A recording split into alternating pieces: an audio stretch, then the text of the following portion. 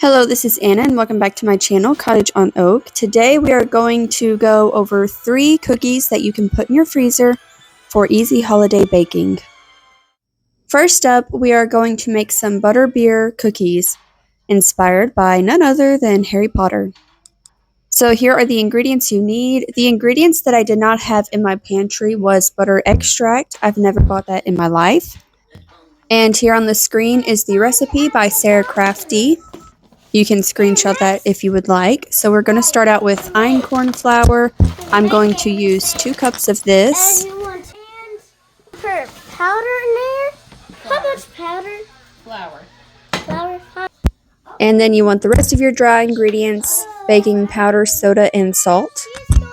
And I'm just adding those to the flour mixture and setting that aside.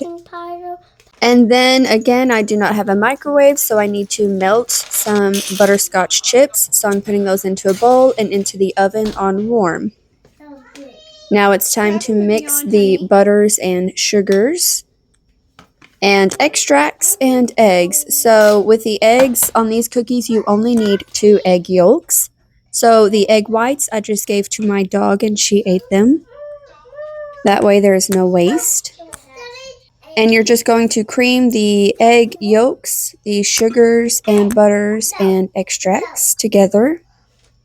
And then when the butterscotch chips are done melting in the oven, you can put those in this bowl as well. And then you cream that into the sugar mixture as well. And I was heavy-handed on the extracts, just an FYI. To mix this together, I'm using the whisk attachment on my immersion blender. It is one of my favorite tools I have ever owned. I use it all the time. You mix the sugar mixture with the flour all together like a cookie dough, and then you add in some more butterscotch chips, I think half a cup.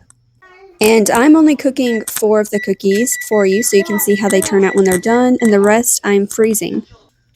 So I believe it was 350 for 13 minutes. And this recipe makes quite a few cookies. So to freeze, I rolled them into balls and I'm letting them set in the freezer until they are frozen. When the cookies are done in the oven, you need to set them aside to cool. While they cool, you will make the frosting that goes on top. This is softened butter, butter extract, vanilla extract, and 1 cup of powdered sugar and a sprinkle of salt. And then another softened half cup of butterscotch chips and mix that together again with my whisk attachment. After everything is cooled down, then you can put the icing mixture on top of your cookies. I did not wait on one of the cookies and the butter icing started melting everywhere, so definitely let them cool. Another item I did not have in my kitchen that I had to buy for this recipe was this Ghirardelli caramel sauce to sprinkle on top. My kids were wary at first, but they ended up really liking these cookies, and I did too. And I feel like this is a perfect Thanksgiving Christmas cookie, especially as a Harry Potter fan.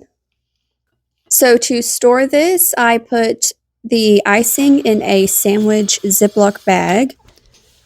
Alright, I have these stored in a gallon Ziploc bag. The icing is in its own Ziploc bag, and I'm going to stick these in the freezer until Thanksgiving, the day before I'll cook these, or you can even save them for Christmas.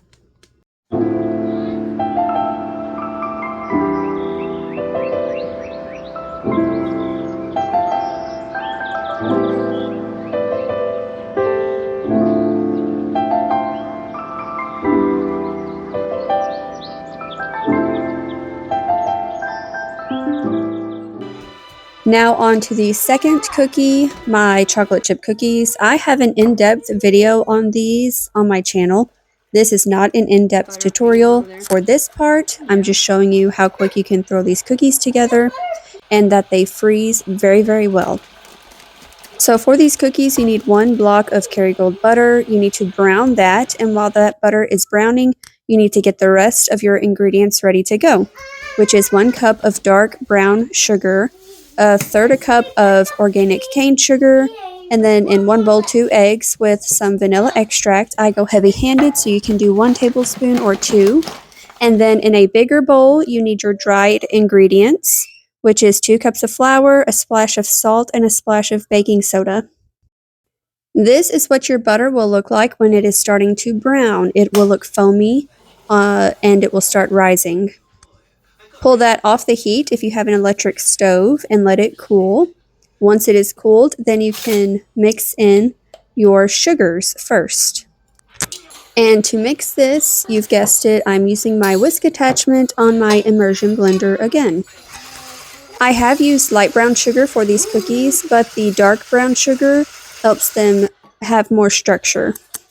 And this mixture comes together after you add in the eggs and vanilla. It starts to become more of a syrup. You can see the texture here, and here I'll lift it up, and this is the texture that you are wanting from this mixture.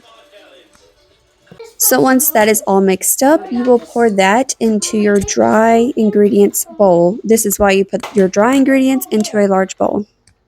You will need a scraper to scrape all of that yumminess out of the pan.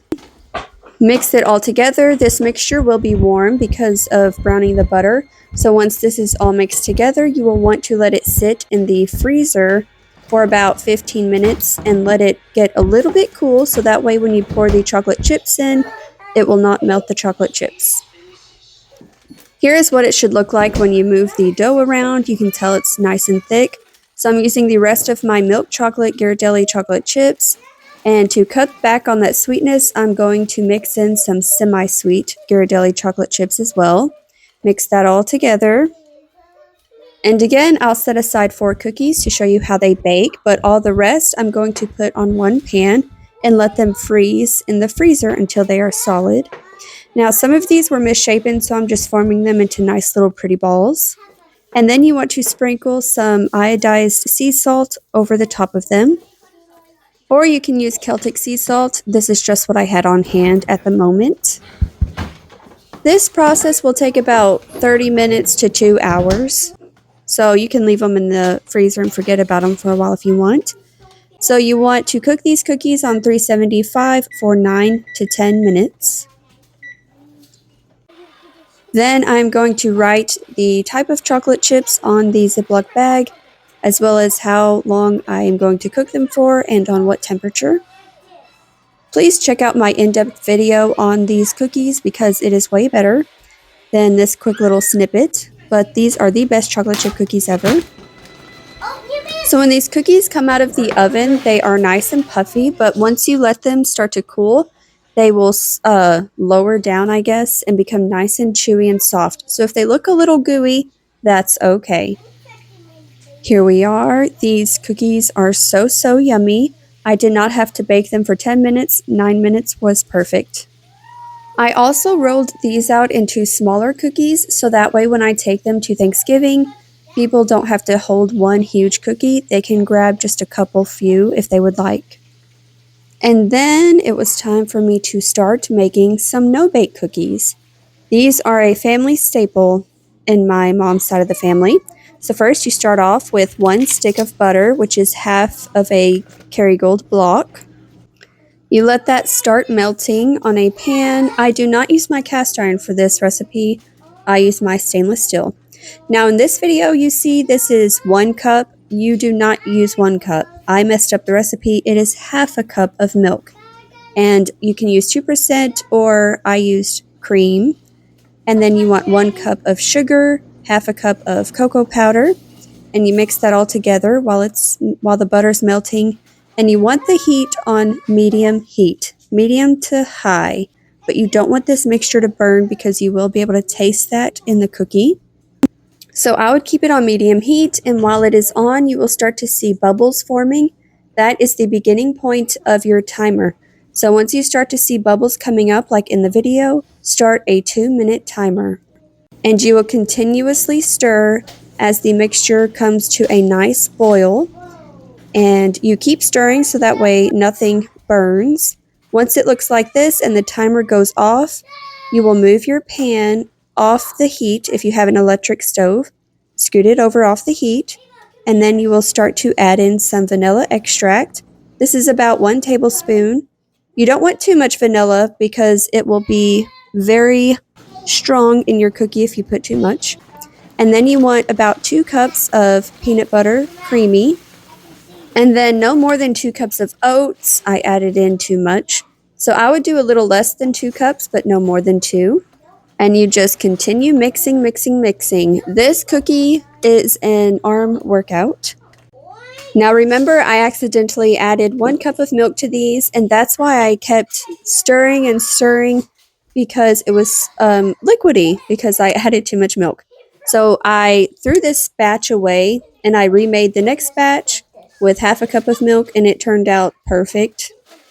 But I still wanted to share this to let you know that sometimes you can make mistakes when baking, and sadly I make them way too often. But anyways, it's okay. And I kept adding this to the heat because it was so liquidy, which is why I had to throw it away, because it was also a little burnt tasting. So this batch right here is the second batch. It's newer. You can see that the oats are not falling together. They're nice and thick, and there's no like liquid mess in the mixture. So these came out perfect. I normally set the cookies on tin foil, but I did not have any, so I set them on some parchment paper, and it works just the same. They came off really easy. So thank you so much for watching this video. Let me know if you make any of these cookies, or if you have an easy freezer holiday cookie in mind. Let us know in the comments below.